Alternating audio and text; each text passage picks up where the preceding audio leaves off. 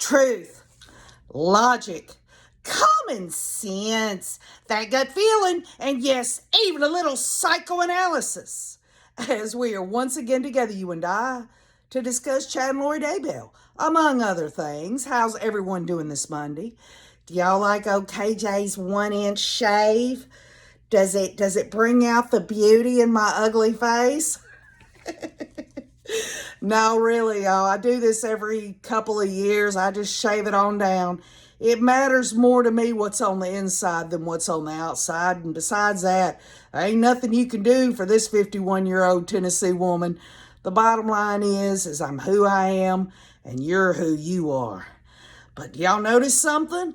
I'm wearing my Love Always Wins t-shirt I got from Difficult Research, Cresha K. Easton's merch shop. And I'm going to tell you what, you got to go get you one on the back. It says justice. Let me see if I can turn around.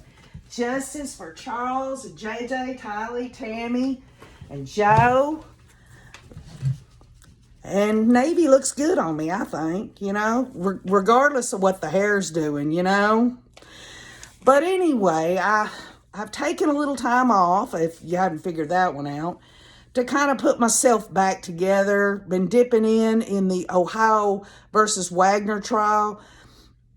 And before I go into that, along with application with Chad and Lori, I want to bring up last night's live stream from Difficult Research with Cresha and Jason. Jason's in the hospital. If any of y'all haven't gotten a chance to watch that live stream, I've posted it on the community wall.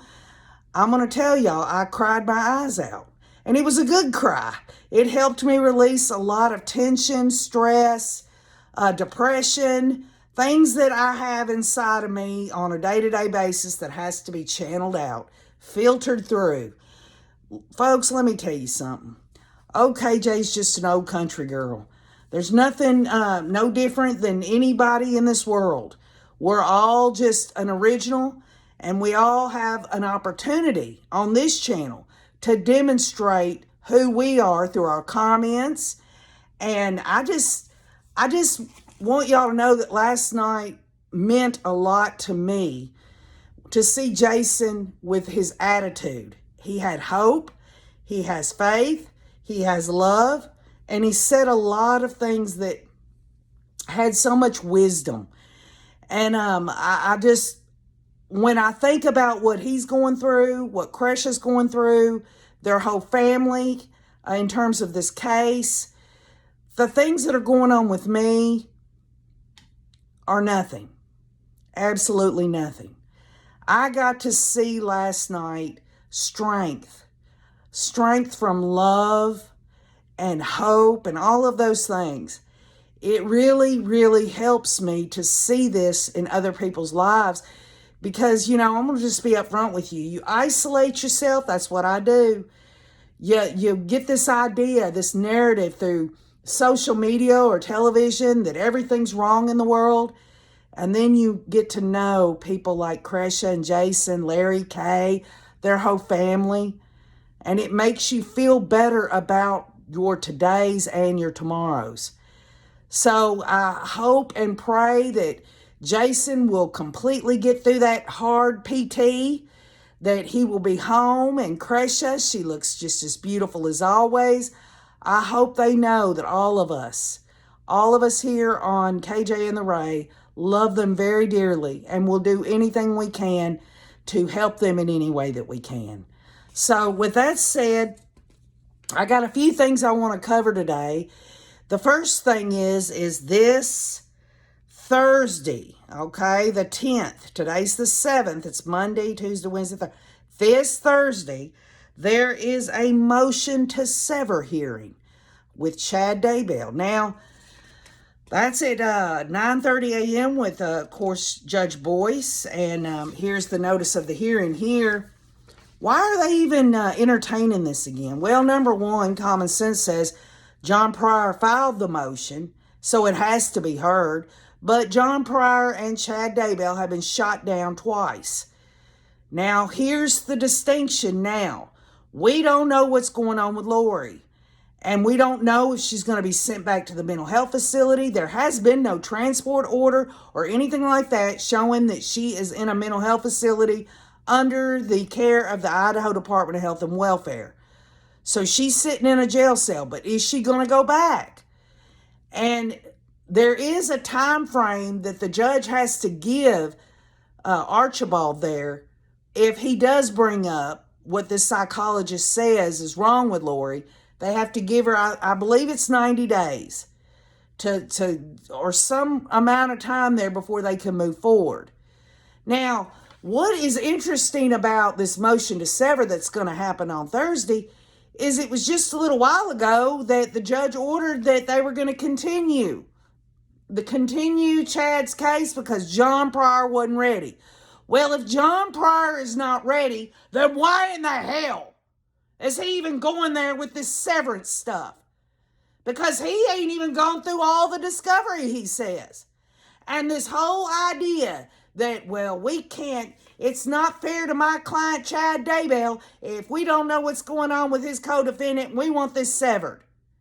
The bottom line is this Thursday, y'all, if there's going to be any attempt to sever this case, it will happen this Thursday. If it's going to happen, it's going to happen.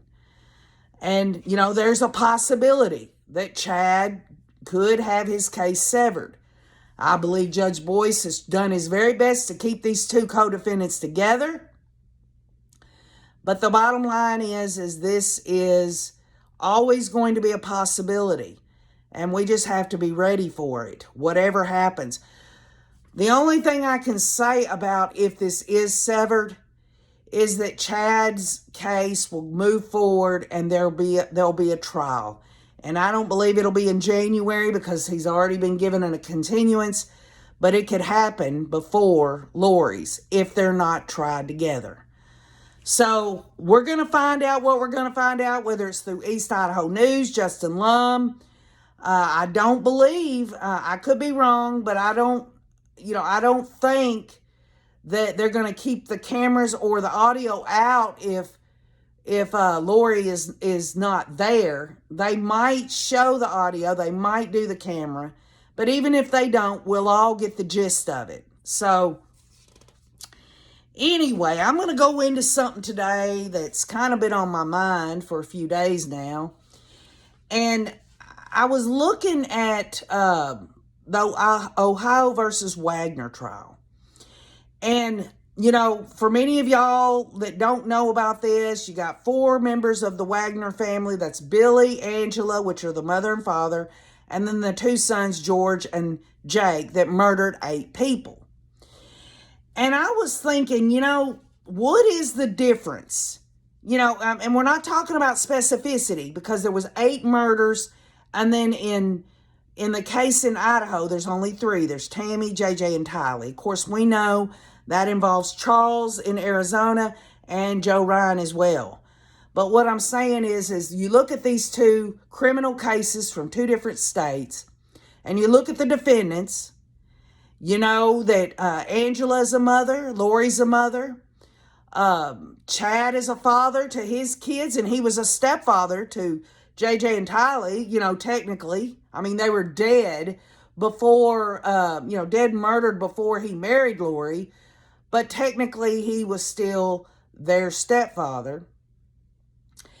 And you look at this whole issue about who did what in terms, once they were arrested. We know that Chad and Lori both have pled not guilty. We know that the state in Ohio approached all 4 of the Wagners and only got 2 of them to confess. All right. You got Angela, the mother, and the youngest of the brothers, Jake, that confessed. We know that Jake did this because he wanted to take the death penalty off the table for his family. And Angela Wagner made it very clear in her testimony that she gave last week that she wanted that deal so that perhaps, maybe, because she gets 30 years fixed, that one day when she's 80 years old, that she might get to see her grandkids. Well, I'll tell you this right now. Anybody that allows that woman to see Sophia and Bullvine, that would be totally wrong for her to go and want to have a relationship with her grandchildren after she snuffed out the life of 8 Rhoden family members, which included Gilley members. She shouldn't be able to. And, who knows whether she's going to live to be 80 or not. But she's going to spend 30 years fixed. Is that a confession? A real confession? I've told y'all in the past, I said, well, if Lori and Chad were truly sorry for what they had done, then they would have confessed. And you cannot be forgiven of something unless there's confession there. What are you going to get forgiven for if you're not confessing what you need forgiveness of, right? Well, Angela Wagner testified last week that all of us, this is what she says, and she means her whole family, are guilty of committing aggravated murder against the 8 members of the Rhoden family. You don't see anything about this at all with Lori and Chad.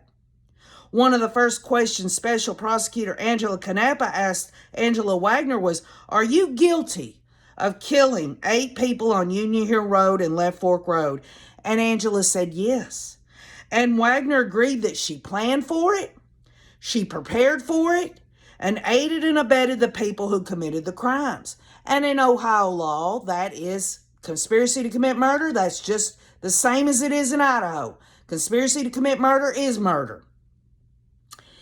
But what was interesting to me, if you're looking through the lens of confession and forgiveness, that Angela tells the prosecutor nobody's heart was really in it in terms of wanting to kill these 8 people, right? Nobody wanted to do it, but we had to protect Sophia. Now, that to me is an oxymoron, because if this woman really believed that child was being molested, her grandchild, then why? Why wouldn't your heart be in it to save that child? Now, she goes on to say, when the prosecutor says, why didn't you get DHS involved or tell the police or anything? And Angela says, me and Billy don't believe in government. George didn't believe in it. Jake didn't believe in it. But the bottom line is to say that her 3 other family members, including herself, their heart was not in it. What? Their heart was not in to protect that child? It makes no sense at all. The bottom line is they were scared shitless to do it, but they did it anyway because they wanted that child. That child there was nothing that said that child had been molested. And really, I don't give a damn how much you don't like the government. The bottom line is if you think your grandchild is being molested, you go to police. You go to the Department of Child Welfare. You do that. That's the thing you can do. And by the way, they didn't have a problem at all taking George's wife to court to take Bullvine away from her. For these people this is so disingenuous. They used the courts. They hired an attorney to take Bullvine away from Tabitha, George's wife. So it makes no sense at all. It makes none whatsoever. Angela Wagner was asked about how she felt when she saw on the news that her son Jake Wagner pleaded guilty. And this is what Jake Wagner's mother says on the witness stand. I felt like my heart was ripped out that day. Why would her heart be ripped out that day? Because Jake told the truth? Jake was being honest? Or would her heart stayed intact if he would have just kept lying? Like she was lying, like Billy was lying, like George was lying. And this goes back around to Lori and Chad pleading not guilty. You've heard nothing at all, nothing whatsoever of them confessing to anything. They're just not going to do it because in their minds, they don't have to get forgiveness from anybody. They want to just do what they do and not have any repercussions whatsoever. That's all I've seen. And then Angela says, I have regret. I have remorse. I am more than sorry, but that's not enough. Well, I'll tell you what, when Angela Wagner was approached and interviewed, when they came in through the Canadian border, after they come back from Alaska, and they first initially interviewed her, she lied through her damn teeth. She lawyered up. She didn't want to say anything. And the only remorse that I've seen from this woman is the remorse that she's got to spend the next 30 years in prison, and that she can't have control anymore, that her sons and her husband are going away for good. And this is just, to me, it's just like a broken record when it comes to people murdering other people. They will stand on any and all lies to keep from being held responsible for those murders until they're caught. And then when they get caught, that's when they want to bring out the remorse routine. They want to bring out the I'm sorry routine. They want to say our heart wasn't in it, even though my granddaughter was being molested. I mean, the bottom line is she would have had to truly believed that Sophia was being molested for them to go forward and murder those people, if you're going to look at it the way she's looking at it. There was never any evidence of that. And Jake even said on the stand that he, basically, he hadn't seen nothing yet. But this, again, is Jake Wagner. This is the guy that shot the mother of his child in the head while she was nursing a 5-day-old newborn from another fella, and came over there after shooting her dead and putting that 5-day baby up to its mother's breast to suckle. And that is disgusting. That he would even, if he could even say that was for the benefit of that baby. Think about it like this. That baby's name is Kylie, okay? That baby's going to grow up and, Lord forbid, look back over this whole issue and see that it once was suckling off its dead mother's breast. Jake Wagner has the nerve to act like he had compassion, that the child might not be discovered in a day or so, but had no problem at all murdering its mother. This tells you everything you need to know about the state of this world. Is the prospect of seeing her grandkids enough to testify in a death penalty case against her son? Nash, one of the defense attorneys said. Is this enough so you can see your grandkids again? And she says yes. And this, to me, is absolutely disturbing, that this woman wants to sit on the stand and say the reason she confessed to all this is so she could see her grandkids again. What about the Roden and Gilly families? Are they going to get to see their loved ones again? Or their loved ones that could have went on to have children and grandchildren and great-grandchildren? They snuffed this whole family out. These innocent people, all of them. And she wants enough mercy through confession so that she can see her grandkids and only spend 30 years in prison? Doesn't seem right. Doesn't seem like there's justice involved in any of this. Under the plea deal with prosecutors, Angela Wagner will be close to 80 years old when she is released from prison. And one has to ask that question. If she was to get out at 80 years old, would she, these children would be adults. Bullvine and Sophia would be adults. Her 2 sons are not going to go on to have more children because they're going to be in prison the rest of their life. So Angela Wagner, at 80 years old, wants to walk out and try to reintroduce herself to the adult children. Sophia, knowing that her grandmother helped plan and aid and abet murdering Sophia's mother. I remember in some of the testimony a few weeks back where they were playing a recording of Hannah showing Jake her new home, and Sophia was there. And Jake and Hannah were not together, but Hannah was basically on text messages with friends saying, this is a bigger house. I'll be able to do so much better and take care of Sophia so much better. And it's going to be a nice house. And in the recording, you can hear the excitement in Hannah's voice talking to Jake while he's recording her without her knowledge. Saying, look at this, isn't this nice? Hannah was trying to move forward and Jake was he was casing the place. Because that was the place he ultimately came in. Murdered her mother, murdered her brother, and left that baby in there on Hannah's breast. Dead. The mother is dead. So what about Lori and Chad? Do you think they'll ever come to a place of confession? We know that Angela Wagner and Jake Wagner, they have technically, legally confessed, but they only confessed to get something out of it. They didn't confess that I don't want anything. I just want to confess. Our heart wasn't in it. This breaks my heart for my family or anything like that. They had to get something out of it because that's how evil people operate. They're not going to forgive somebody unless they get something out of it. That's just the bottom line.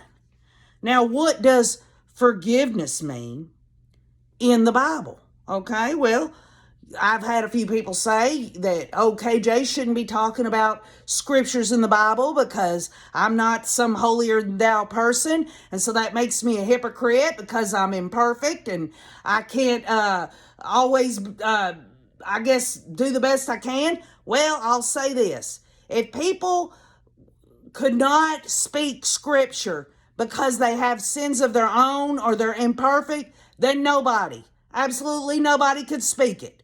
So I try. I'm faithful to the best of my ability. I fail every day, but I try.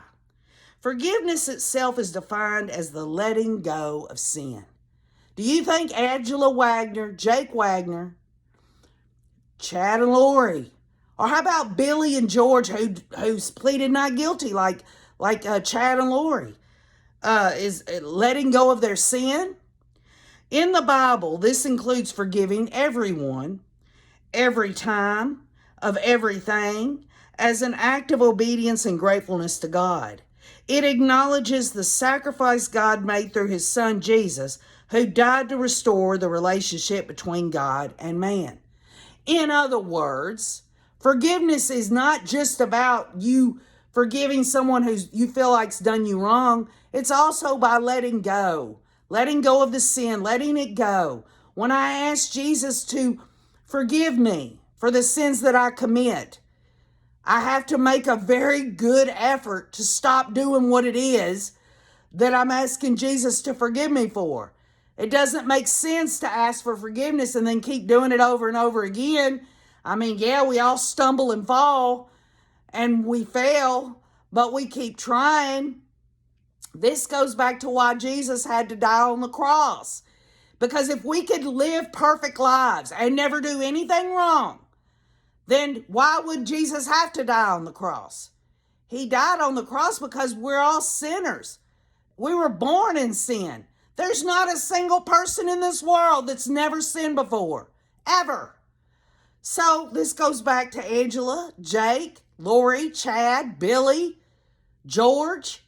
These people, their confession, if they ever have it, whether they confess legally, whatever it is, it's a hard issue. It's a hard issue. Because I guarantee you this. I mean, there's a slim possibility that any of these four Wagner people could go to prison and end up killing somebody, murdering somebody while they're in prison, but it's slim to none. So what is ask God to forgive them for murder, and then they go to prison, and then they don't do it again? They don't do it again because they're in a damn jail. They're in a jail cell. They're being forced not to murder, just as I've said. Lori and Chad, if they had never been put in jail and were still walking around out of here, they'd be finding someone else who's a zombie, someone else to murder, someone else to take out. In the Ohio Wagner trial, the defense did a direct examination on a Kelly Kinerski, Kinerski, K-I. So I'm just going to say the pastor because I don't know if this is the right way of saying this guy's name, but he was a pastor in Alaska when the Wagners were there, who was friends with all of them. They went to the church. He says the Wagners were a good family in our church in Minford, and that's in Alaska. He says, this pastor says he was at their house once a week early on as part of their discipleship program. Says that Billy Wagner had a desire to turn his life around and have kids that would live a different life. And this was in 2002 to 2003. That's when the pastor met the Wagners and they began going to church. Now, why am I changing the subject? Because I want to prove a point to you, okay? But then in 2012, this 2002 to 2003, they were there. Then in 2012, this pastor also married George and Tabitha. And y'all remember what happened to George and Tabitha? Basically, George and Tabitha got in a fight, and Angela threw her out, threatened her with a gun, threw a 2x4 at her. Then they took her baby from her. But during the time that the Wagners were in church, they were very active. They served meals. They gave gifts. They helped with Vacation Bible School, revivals. The Wagners were there every night when they started going to church at the beginning of 2000. It was 2002, 2003 that they started going. The Wagners went through a 16-week discipleship program at their house once a week for 16 weeks, and they were a good family in the church, said the pastor. So we know that Billy and Angela took their kids to church. They tried to get in there. They tried to lead better lives. The pastor at one point said that Billy even confessed to him things that he had been in trouble with in the past. He had a criminal record from the past in being a thief, I can't say the word, burglary. I can't even say that because of my southern accent. Anyway, the bottom line is these people could have stayed grounded in their church. They could have continued to do what they were doing.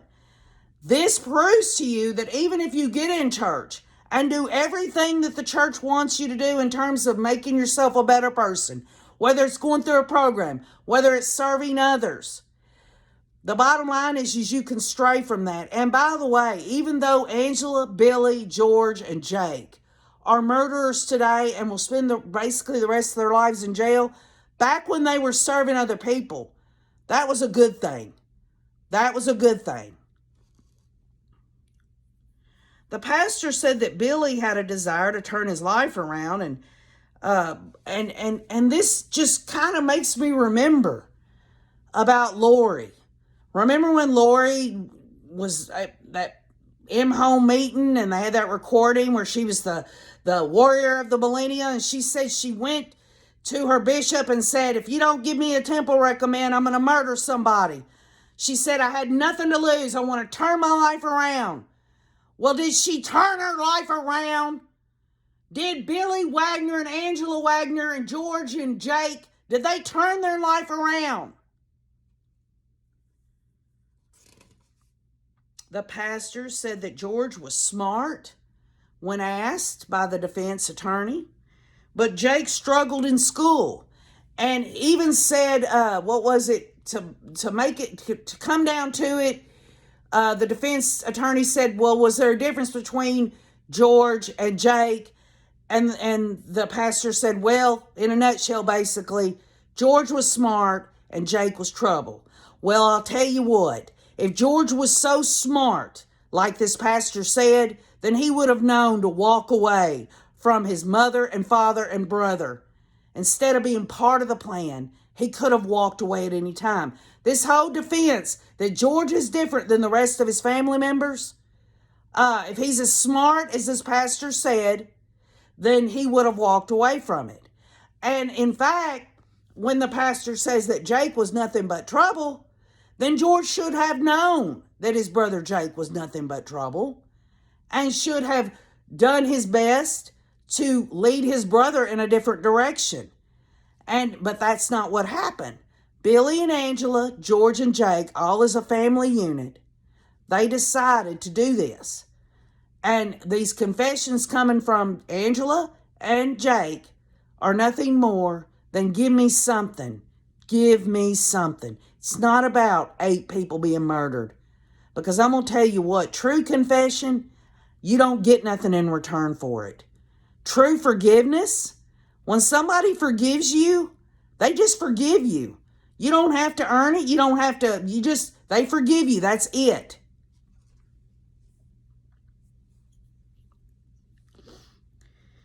When the defense attorney asked the pastor what his reaction was that Jake pled guilty, the pastor says, I was shocked. It was unbelievable. It was a horrible crime.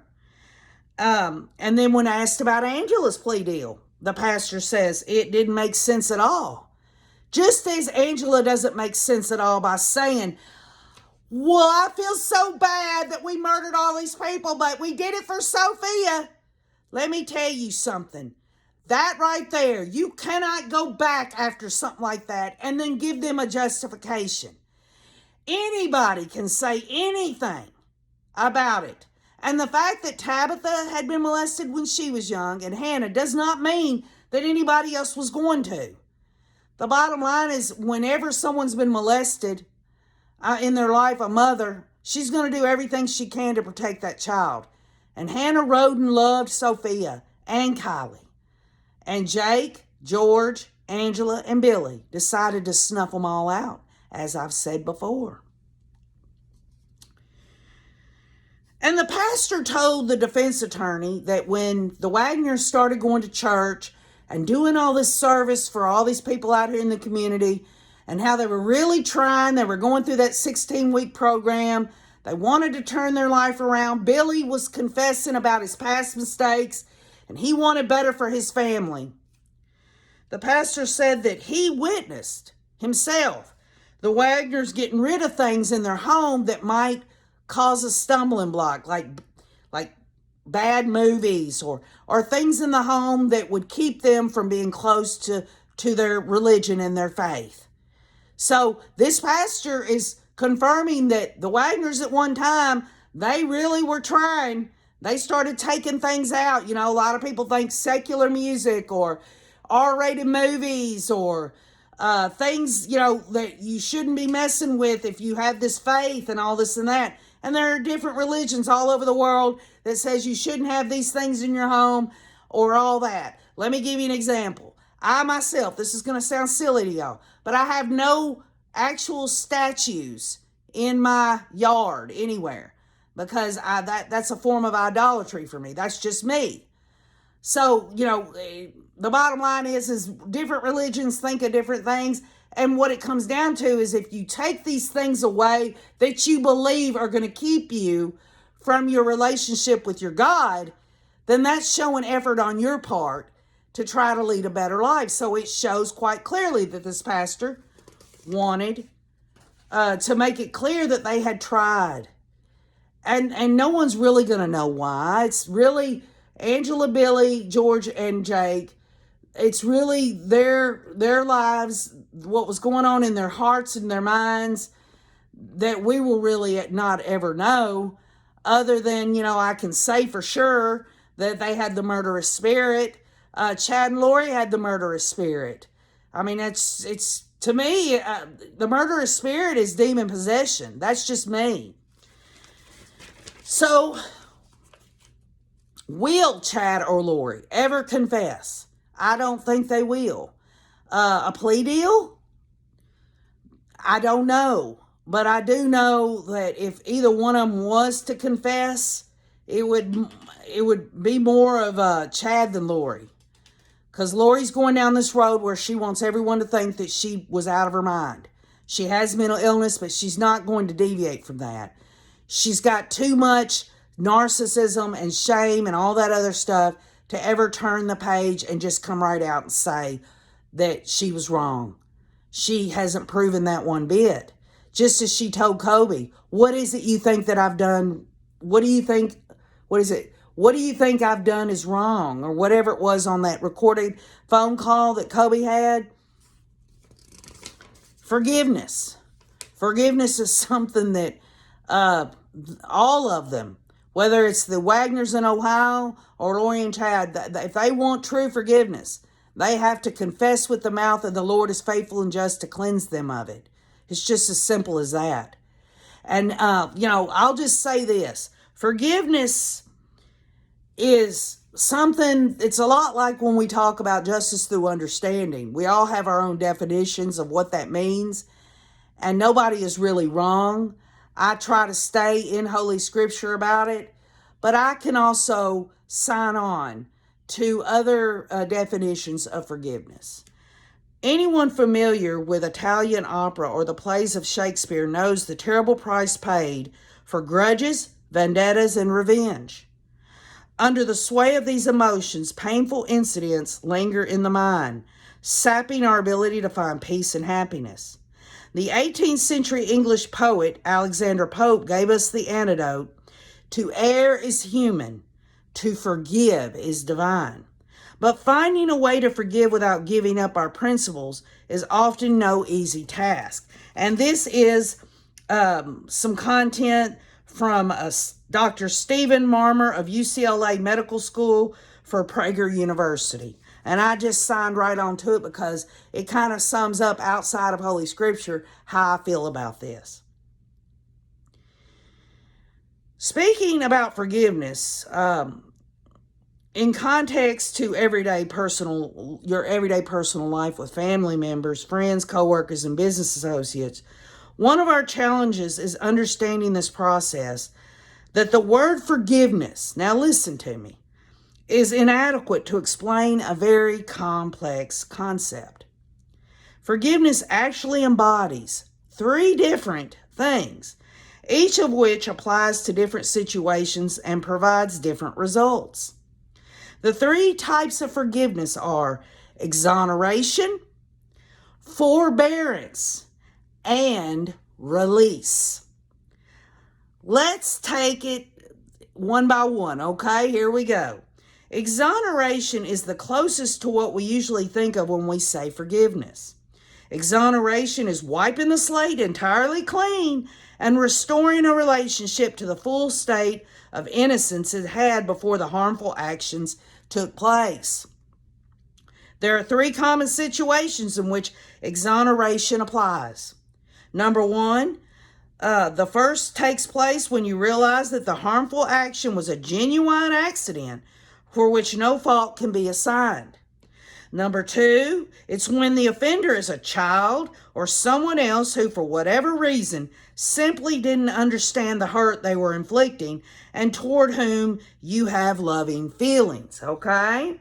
And number 3, this situation occurs when the person who hurt you is truly sorry, takes full responsibility without excuses for what they did, asks for forgiveness, and gives you confidence that they will not knowingly repeat that bad action in the future. In all such situations, it's essential to accept their apology and offer them the complete forgiveness of exoneration. You'll feel better, and so will the person who hurt you. In fact, not to offer forgiveness in these circumstances would be harmful to your own well-being.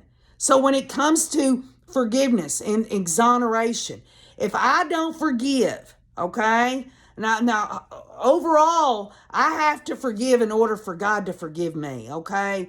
But if you take it down below that to, in the situations that I said, if I do not forgive, it's only going to hurt me.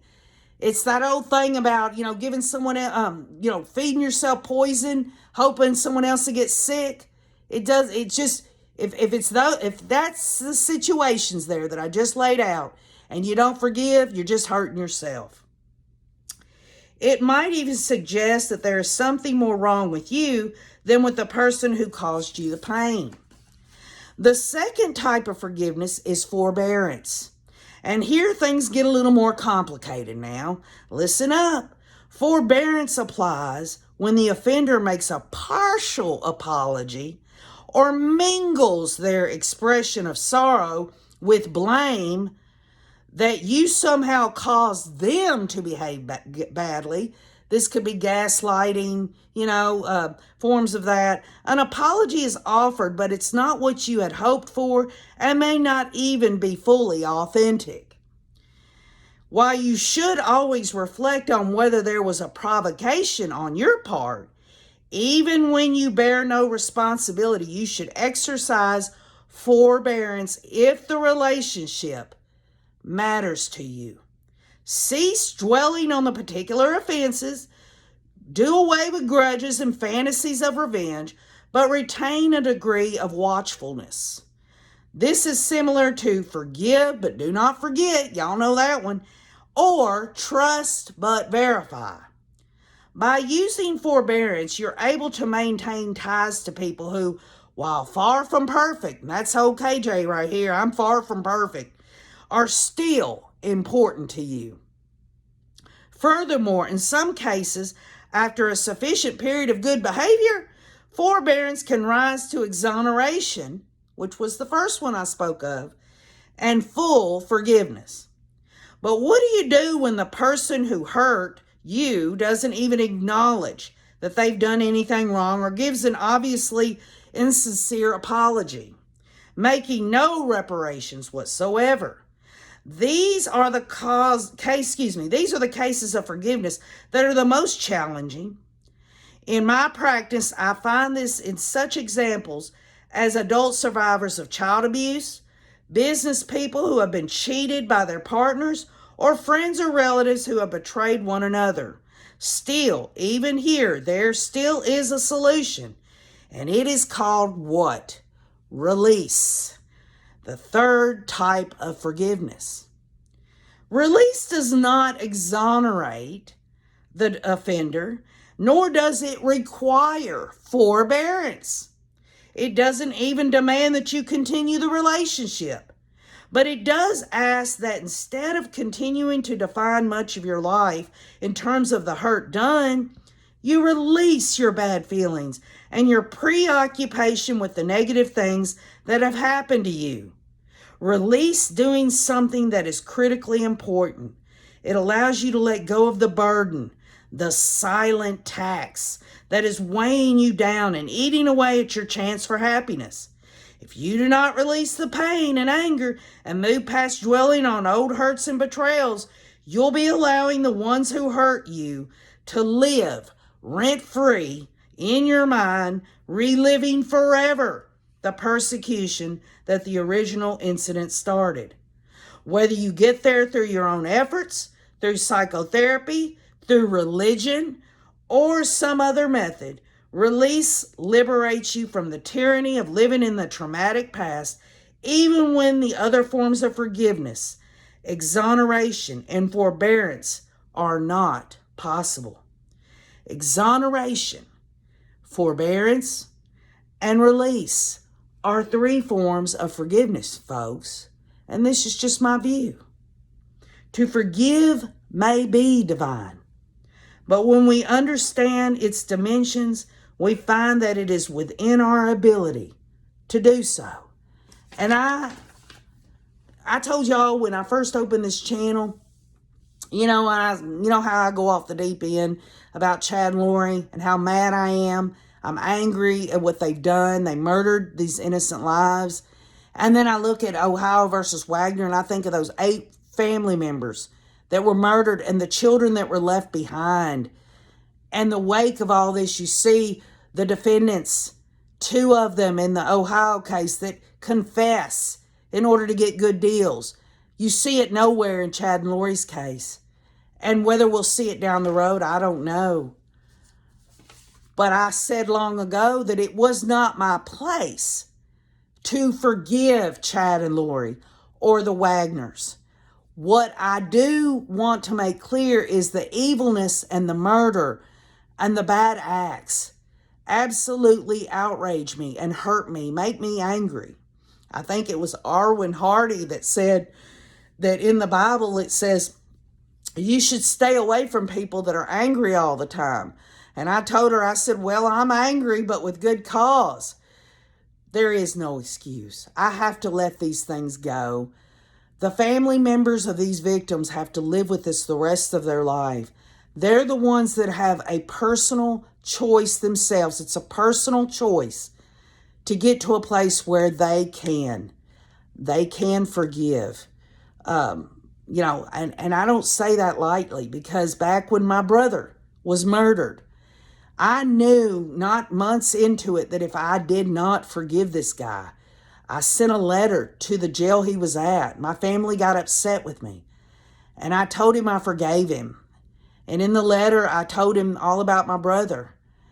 And I think about all of that. I had to do it because I'm a very vulnerable, sensitive person. And if I didn't do it, it would have destroyed me. It would have destroyed me. And so I knew that that's what I had to do. All of us would want any murderer out here in the world, all these trials we watch, all these terrible acts, these wicked things that happen to innocent life. We would like the murderers to step up and genuinely confess with the mouth. But it's, there comes a point where that should have been going on. I know this shoulda, coulda, woulda, hindsight's 2020. But before the murders even happened, there should have been a screaming out, a calling out to God, or to, if you don't believe in God, the community or someone to say, we're thinking about doing this. I'm really getting ready to murder these people. And got the help that they needed. But once the act's done, once the acts of murder have happened, time and time again, you see it.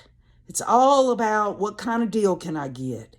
It's all about, oh, woe is me, I got busted, and now I've got to face the consequences. And in order to make myself feel better about it, I'm going to give some bullshit excuse that my granddaughter was possibly going to get molested, or that Chad and Lori thought that they were hearing from God to do this to the children, to Tammy, to Charles, to Joe. It's, Lori's going to use the mental card there, and we're going to find out Thursday whether Chad and Lori's cases will be severed one way or the other. I hope they stay together. But either way it goes, it's in God's hands. And, in terms of forgiveness, I hope people forgive me for the fact that I'm not perfect and that I can't always be the way that other people want me to be. Please forgive me for not always setting the example when I do speak of Scripture. But see, it's better for me to speak out my mouth, Holy Scripture, than other things. So every moment that I can speak Scripture, I'm going to, because that's a miracle to me. Because I'm a sinner saved by grace. I'm prone to want to go down this road of sinful behavior. I confess it. I admit it. I've never claimed to be anything better than anyone else. I can admit when I'm wrong. Forgiveness to me is a two-way street. Forgiveness to me is asking for it and then never doing it. What I'm asking for forgiveness again, and really feeling that deep, abiding remorse, sorrow, not for myself, but for the situation that was caused. The situation that's going to haunt these families from Ohio and Idaho for the rest of their life. The acts of Angela Wagner, Billy Wagner, Jake Wagner, and George Wagner, Lori Daybell, Chad Daybell, and their whole cult. Because trust me, even though these other cult members have not been charged with anything that we're aware of yet, the bottom line is they've got a lot of asking for forgiveness.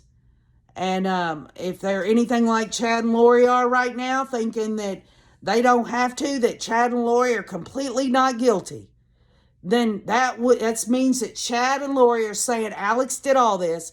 They didn't have a hand in it at all. There was no conspiracy.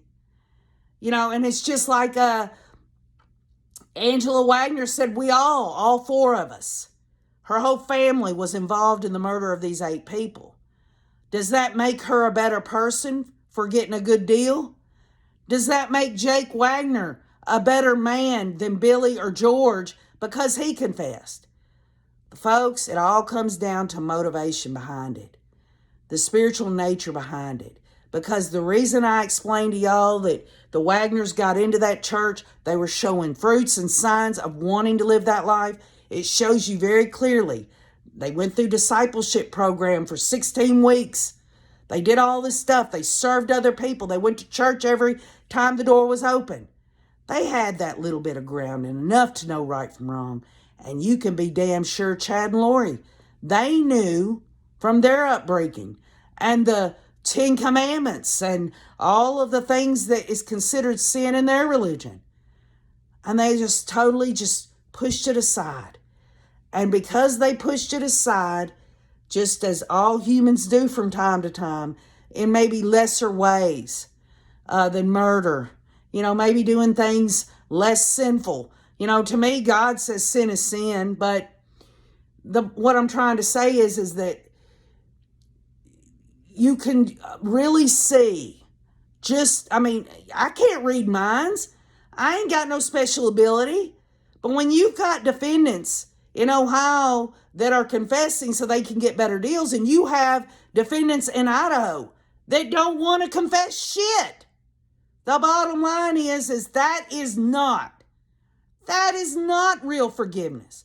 I don't know if Chad and Lori or any of the Wagners are sitting in their jail cell now earnestly asking God to forgive them for what they've done.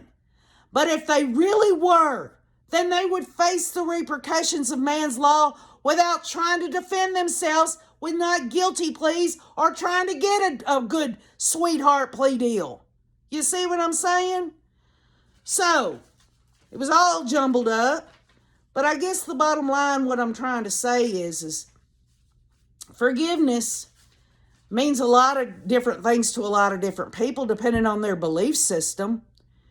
And this is just me demonstrating my side of things. The bottom line is if other people don't want to forgive me when I am truly sorry for the things I've done, what am I supposed to get out of asking anyone to forgive me for anywhere I fail? What am I supposed to get out of that? What I'm supposed to get out of that is love. That's what I'm supposed to give it, to show my imperfect nature, to show that, I was wrong. I'm the first to say that I'm wrong over anyone else. And things hit me the way they do. But I can tell you this right now, when it comes to justice through understanding, all I absolutely have is my own thoughts and feelings, my own spirituality. If I see something in terms of content, like this doctor here, that I feel like I can, sign on to, I make sure to plug it. But ultimately, what it comes down to is forgiveness. I don't see it right now in the Daybell case in terms of Chad and Lori wanting to be forgiven for the murders they've committed. And as far as the family members, the victims' family members, these people have got to work through this themselves. They've got to find the right ways to get to that forgiveness if they ever do. Again, forgiveness to me is a little bit more complex. Exoneration, meaning complete and total exoneration depending on the situation. Forbearance, knowing that person's hurt you, but you're willing to forgive them because you love them and you want to move forward, and maybe it will come to a point where the behaviors between both of you will get better, or just release it. Release it. And I'll tell you what, I had to release the murderer of my brother. I had to release all that through forgiveness, because if it didn't, it was going to eat me alive. And I wouldn't have been good for my family, my friends, for anyone. It would have destroyed my mental, physical, and emotional and spiritual health to hold on to that anger, that resentment, that grudge, that wanting to just go and kill that SOB for murdering my brother. But I did it. I did it. I was able to. I honestly have. I miss my brother every day. And I've even come to a place where I feel sorry for the guy that murdered him because he had to spend 25 years to life. I don't know where he is today. He's in some prison up in Rowan County, Kentucky.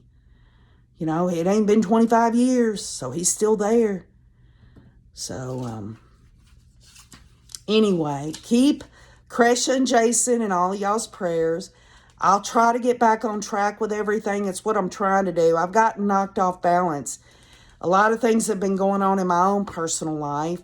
I hope you'll think and pray for me. Pray for Cresha, Jason, Larry, Kay, all the family members. I pray for all of y'all. I love you all with a deep and abiding spirit. I'm not perfect. I don't always have the best of content, but it's truth, logic, common sense, gut feeling, and a little smidgen of psychoanalysis. And besides, we all have to stick together to get justice through understanding.